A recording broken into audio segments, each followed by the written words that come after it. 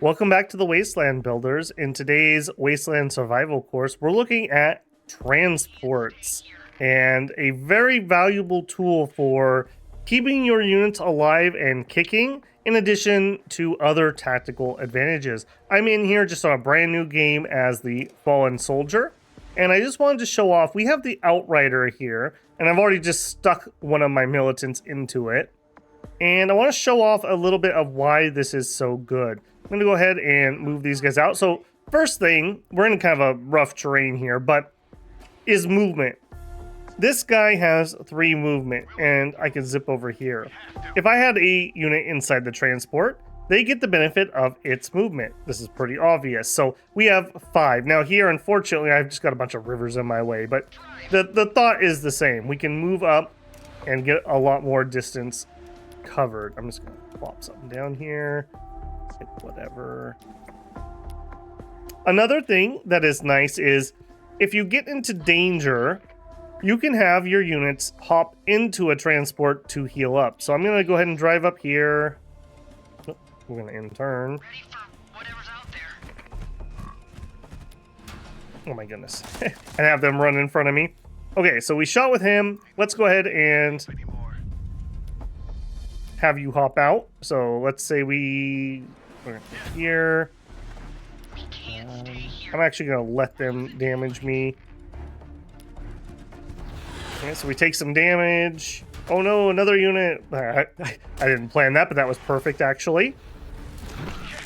Oh, this was absolutely perfect. Thank you, AI, for making this easy. So, oh no, I made a mistake and my unit's going to die. There's just no way. Look, I can't get out of here. Even if I move this unit, I'm just going to stop here because I'm in this zone of control.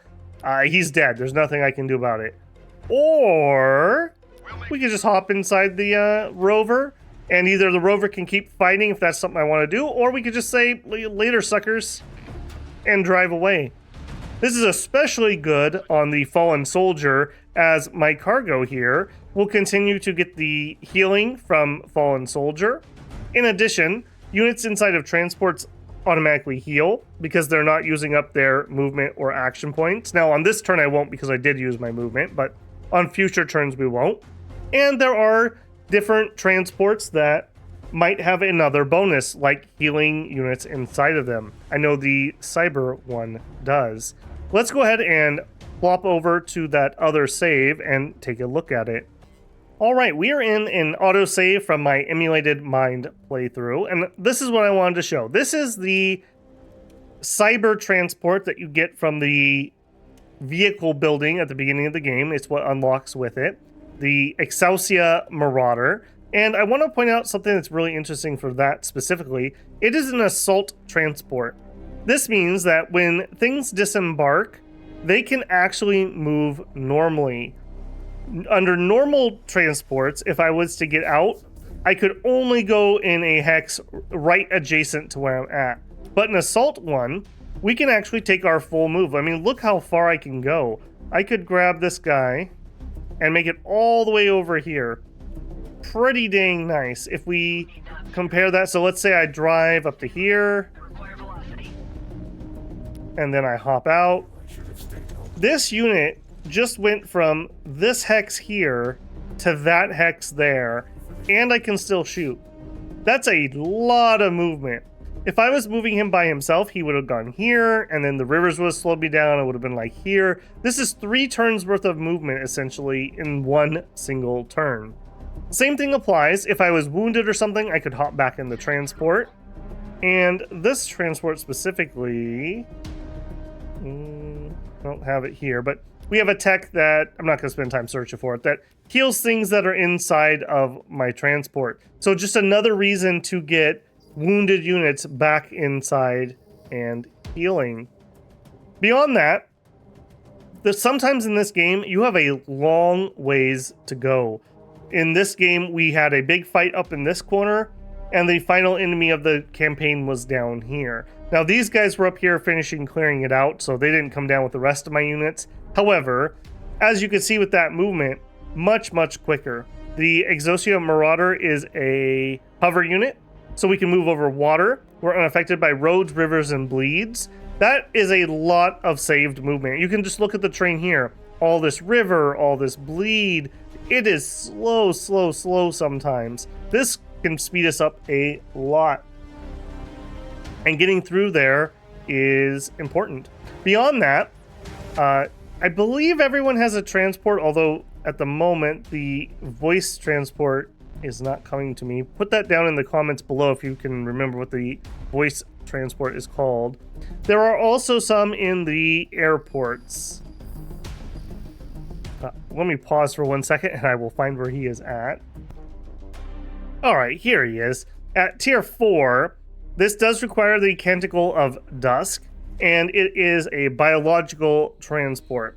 So there's your one for that. We have the Human Outrider. We have the Exorcist Marauder. Those are all the starting ones. I do believe that there are some flying ones that you can get later on. And you can imagine, like, being able to fly on this map would be super useful. We are playing Emulated Mind, so we only got one city on this map. So for me, getting units, let's say I ended up in a war over here at the end of the game, would be a huge undertaking. Well, if I had a plane, I could just fly over the lake, fly over the bleed, fly over the forest, the other lake. This is a long ways with all that difficult terrain between where I start and where I need to go. There are a few reasons that maybe you decide you don't need a transport. If you're playing on a very, very small map, maybe you think, okay, well, I don't need to travel a long distance, but I would argue you still would want a transport because of the reason of being able to hop inside to save a unit's life. Especially, let's say it's a hero. Losing a hero versus popping them inside a transport and saving their life could be game, like win swing change. Like, it is huge to be able to save a hero's life. Another reason that you may not need that is, at least for humanity, there are a couple units that are able to essentially like paradrop in. Let me hide my non-human ones here and find him for you. Here we are. Orbital Deployment. This is a tier 8 tech. However, it allows you to have assault troopers, Praetorians, and the Vulcan R5 do an orbital deployment. So this will allow you to teleport from an allied city to a target sighted tile. Do note it has a 5-turn cooldown. However, being able to drop a Vulcan R5 from one of your bases to the opposite corner of the map every 5 turns is absolutely massive. In Gladius, this was the Space Marines ability. They could drop pod units, and they played kind of like the Emulated Mind, where they only had one city. So that was very vital to their playstyle. I find this a very, very strong tech for humanity. Do note that if you were playing a human faction, they would lower this tier. It is a tier 7 tech when it's lowered. However, the difference between a 7 or an 8 is actually quite high, as these techs do get pretty pricey as you are going up. Very, very good there. As mentioned, if you look at our assembly hangar here, large flying mechanical transport, skilled in evasive maneuver. So again, another one of those flying transports I was talking about. To recap here, transports are not only useful for just speeding up your ability to move across the map, especially when you're doing major shifts. Oftentimes you don't have enough transports to move everybody, but you could at least throw your slowest units in there. They also allow you to save a unit's life by popping in when they are in big danger and either fighting from the transport or just GTFOing and getting someplace safe. Transports are definitely something that you want to keep in mind when you're figuring out your strategy in Zephon. Alright builders, hopefully you found the transport topic interesting and useful. If you have another topic that you would like covered, leave me a comment below and I'll see what I can do about that. Otherwise, I will see you out in the waste. Get out there and build a trade outpost because we need to sell our water for plasma rifles in the apocalypse. I'll catch you there, builders.